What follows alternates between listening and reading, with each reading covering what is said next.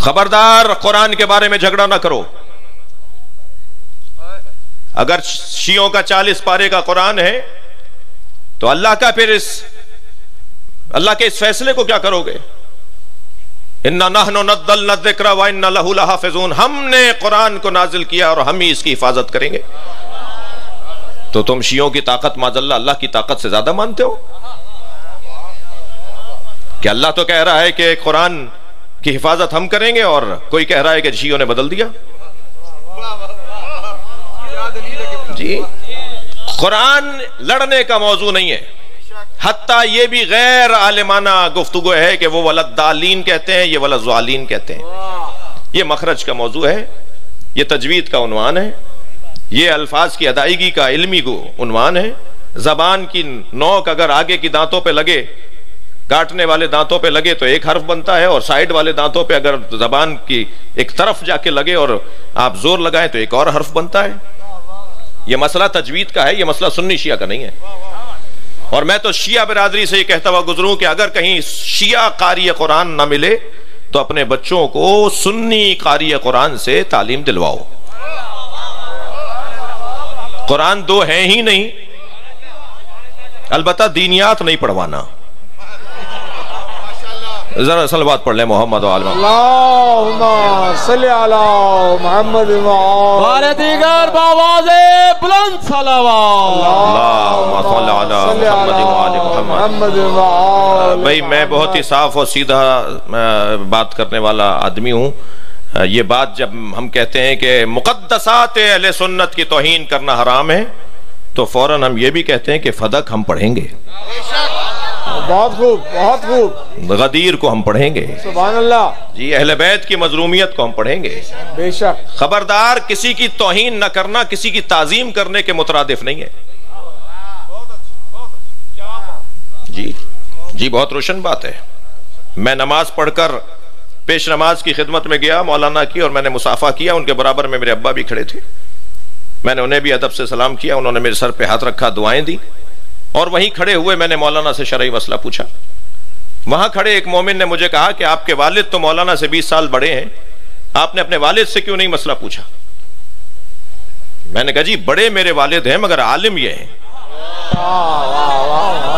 سبحان اللہ. یہ بہت روشن سی بات ہے کہ ہم احترام سب کا کریں گے مگر مسئلہ اہل بیت سے پوچھیں گے.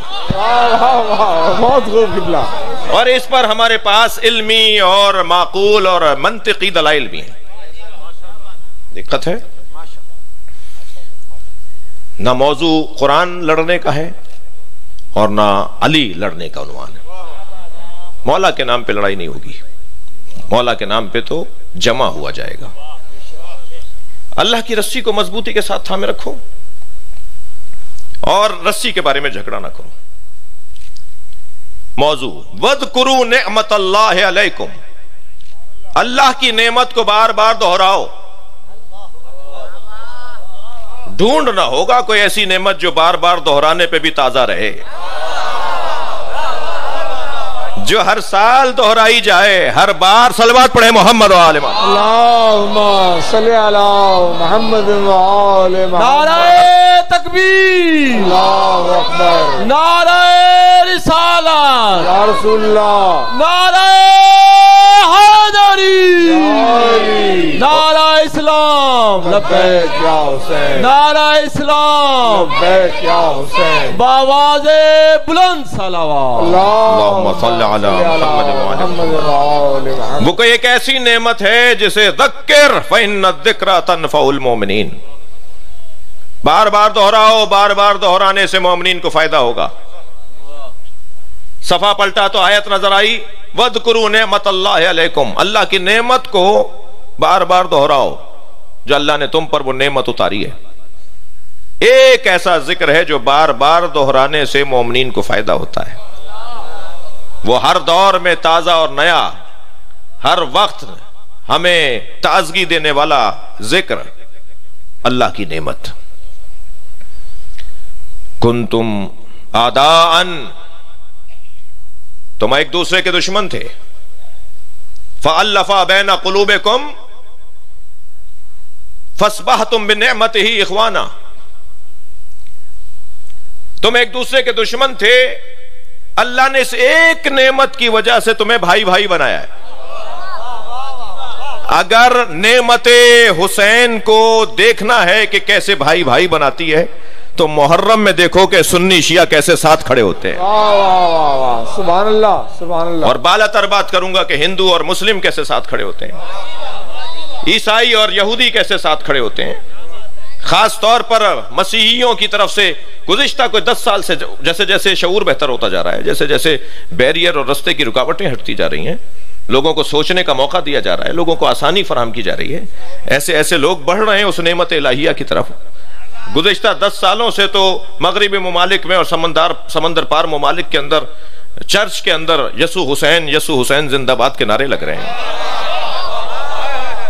یہ جوزف کالونی لاہور میں جب سانحہ ہوا کچھ سال پہلے، آگ لگی تو ہم کچھ ہمدردی کرنے کے لیے وہاں پہنچے، تو میں اسی حلیے میں رہتا ہوں، نوکر ہوں، خادم ہوں، اور اپنی شناختوں کے ساتھ جینے میں ہی حسن جانتا ہوں۔ تو جب میں اس حلیے میں وہاں پہنچا تو مسیحیوں نے نعرہ لگایا یسوع حسین زندہ باد، یعنی ہمیں دیکھ کر امام حسین انہیں یاد آ رہے تھے۔ تو عیسائی امام حسین کو یاد کر رہے ہیں، ہمارا جانا ہوتا ہے اور ان کا ہمارے ہاں آنا ہوتا ہے تو وہ بیان کرتے ہیں کہ ہم مسیحی تو وہ ہیں کہ جنہوں نے کربلا کے واقعے کے بعد اہل بیت کے قافلے کا استقبال کیا، ہم نے تو پانی پلایا، ہم نے تو اپنے سرائے میں انہیں ٹھہرایا، ہم نے ان کے ساتھ ظلم نہیں کیا۔ یہ مسیحی آج کے پادری، پوپ اور اس طرح کی شخصیات اس کو دہراتے ہیں، اس کا اعادہ کرتے ہیں۔ اور ہندوؤں کے ہاں تو عجیب حسن ہے، ہندوؤں کے ہاں عجیب حسن ہے کہ یہاں ایسا لگتا ہے کہ جیسے یہ ذکر شیعوں کی ملکیت نہیں ہے۔ اور یہ بات میں بار بار کہتا ہوں، یہاں تکرار کر رہا ہوں کہ شیعہ امام حسین کی ذکر کے مالک نہیں ہے، نوکر ہیں۔ بہت خوب، اور نوکروں کو اپنی اوقات میں رہنا چاہیے۔ بہت خوب، واہ واہ واہ واہ، بہت خوب۔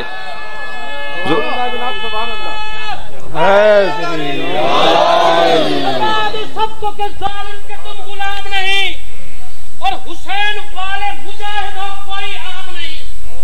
مدد کے واسطے کیا آج بھی امام نہیں، عزا حسین کی ہے، بزدلوں کا کام نہیں۔ امام یاد کریں، ایسا کام کر جاؤ، حسین کہنے کی ہمت نہیں تو مر جاؤ۔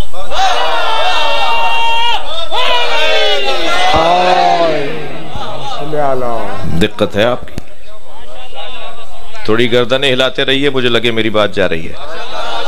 ایک صلوات پڑھ لیں محمد و آل محمد۔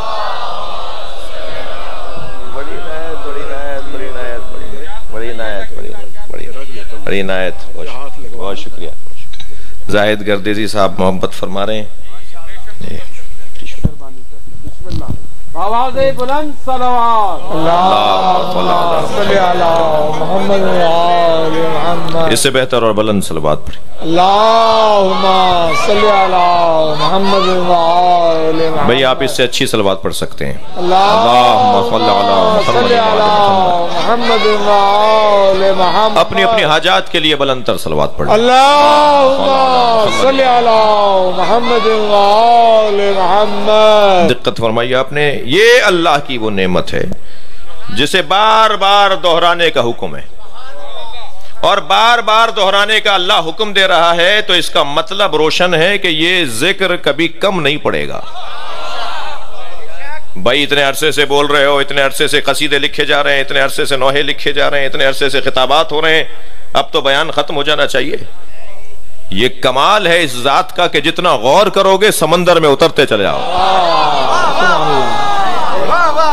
اور یہ سمندر اتنا گہرا ہے کہ اس میں نیت کی صفائی ہے کہ جو تہ تک لے جاتی ہے، ورنہ بعض لوگ ڈوب کر پار نہیں نکلتے۔ جی بہت سے لوگ سمندر کے کنارے جاتے ہیں تو ان کی طبیعت خراب ہو جاتی ہے۔ فضائل اہل بیت سن کے بعض لوگوں کے صحتیں خراب ہوتی ہیں، لہذا یہ سمندر ذکر حسین کا سمندر، اس ذکر کو بار بار، نعمت الہیہ کو بار بار دہراؤ۔ یہ نعمت الہیہ تمہارے مفاد میں ہے، تمہارے فائدے میں ہے، تمہیں مسلمان مرنے دے گی، تمہیں کافر نہیں مرنے دے گی۔ وَاذْكُرُوا نِعْمَتَ اللَّهِ عَلَيْكُمْ، تم ایک دوسرے کے دشمن تھے، इस नेमत ने तुम्हें भाई भाई बनाया। कुंतुम शफा हुफरत मिनन नार, तुम दोज़ख की तह तक पहुंच चुके थे। फअनक़ज़कुम मिनहा, इस एक नेमत की वजह से अल्लाह ने दोज़ख से निकाला है। बहुत रोशन फैसला है परवरदिगार आलम का कि जो हुसैनी है वो दोज़खी नहीं है। वो दोज़ख में नहीं जाएगा जिसकी जबान पर हुसैन। और अजीजाने गिरामी, जाहिर को बेहतर कर लो ताकि बातिन अच्छा होता चला जाए। और ये भी दुआ किया करें और इसके लिए भी एहतमाम किया करें कि जायके बहाल हो जाएं। जायकों को बहाल करना भी एक हुनर है। ये महफिल इतनी सजा कर क्यों, इसके लिए एहतमाम इतना क्यों, इस पे खर्चा इतना क्यों?